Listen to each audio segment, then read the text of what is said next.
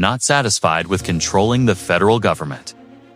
The shadow president's political action committee is suddenly spending big on a crucial Wisconsin Supreme Court election. Billionaires tend to buy what they want: mansions, yachts, spaceships, communications platforms, connections that allow them to transform nations. That's a global reality in what will be remembered as an age of resurgent plutocracy. Contemporary oligarchs obtain influence in different ways in some nations, through direct bribes and shady business arrangements. In others, with slightly more genteel democratic sensibilities, through the sort of election expenditures that former U.S. Senator Russ Feingold has long described as legalized bribery. The head of today's billionaire class, Elon Musk, has used his fortune to insert himself into the electoral processes of many countries, most notably the United States, where the world's richest man spent upwards of $260 million to secure the election of a malleable lesser billionaire as president, with the threat of additional spending against dissenting Republicans in the Congress.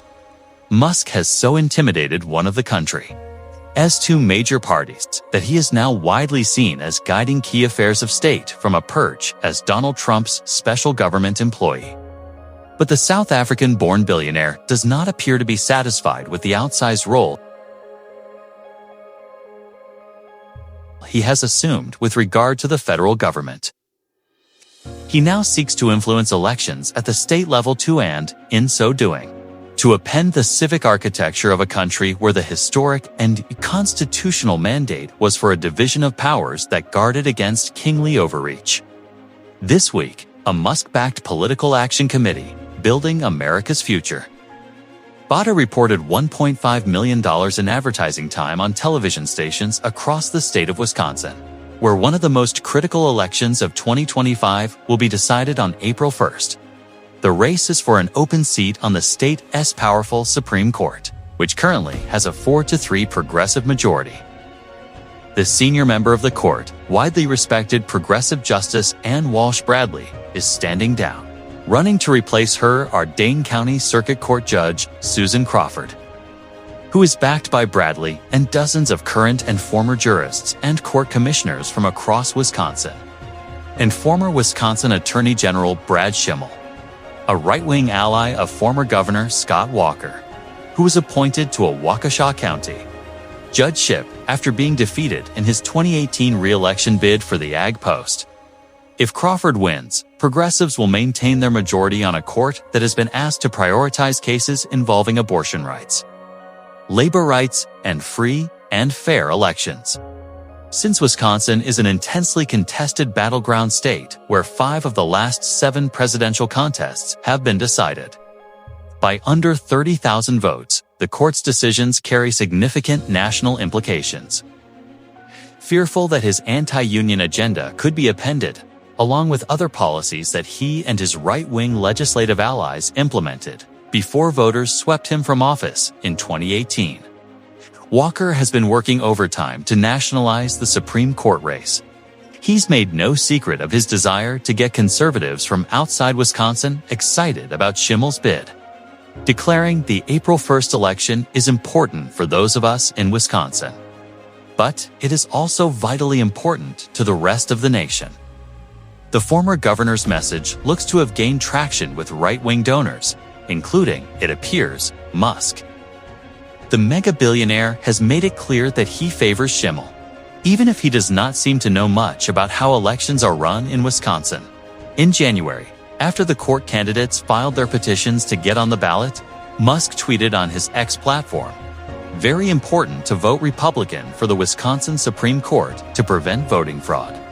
Wisconsin voters elect Supreme Court candidates on a nonpartisan ballot, which means it is not possible to cast a vote this April on the Republican line or, for that matter, the Democratic line. Historically, court races in Wisconsin saw candidates attract bipartisan support. That's less common in today's hyper-partisan era, when huge amounts of out-of-state money pour into the state's high-stakes judicial contests. As in the 2023 race that flipped the court from conservative to progressive control, that money tends to follow partisan lines. along with labor and business groups. The state's Democratic and Republican parties have been increasingly active in court contests. Crawford has gotten a boost from wealthy Democratic donors, while Schimmel has attracted significant support from top Republican funders. Much of the money has come in the form of so-called late independent expenditures, such as a $1.35 million ad buy from Fair Courts America, an Illinois-based group funded primarily by billionaire conservative donor Dick Uihlein, which is expected to attack Crawford. But the entry of the Musk-aligned group has stirred things up in Wisconsin, where media reports and political discussions have focused intense scrutiny on the billionaire's latest political move. Wisconsin is once again the front line against a billionaire takeover of our democracy, said State Senator Chris Larson, a Milwaukee Democrat who is a longtime backer of reforms that would get big money out of politics. On April 1st, we must stop Musk's attempt to buy America out from under us by electing Susan Crawford. While Wisconsin conservatives thanked Musk undoubtedly as part of a ploy to get him to fork over more cash. Before April 1st, Crawford's camp responded with a hard-hitting statement from spokesperson Derek Honeyman. In D.C., Elon Musk has taken control of Americans' private financial information and cut funding for hungry kids. Now, Musk is trying to buy off Brad Schimmel and take over control of the Wisconsin Supreme Court, so that Schimmel can rubber stamp an extreme agenda of banning abortion and cozying up to corporations, said Honeyman.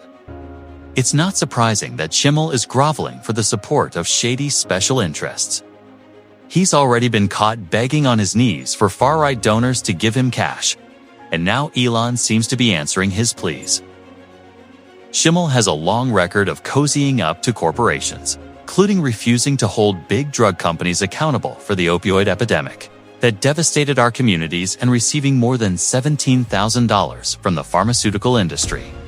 Wisconsinites want a Supreme Court justice that is guided by fairness and common sense, not an extreme politician like Brad Schimmel.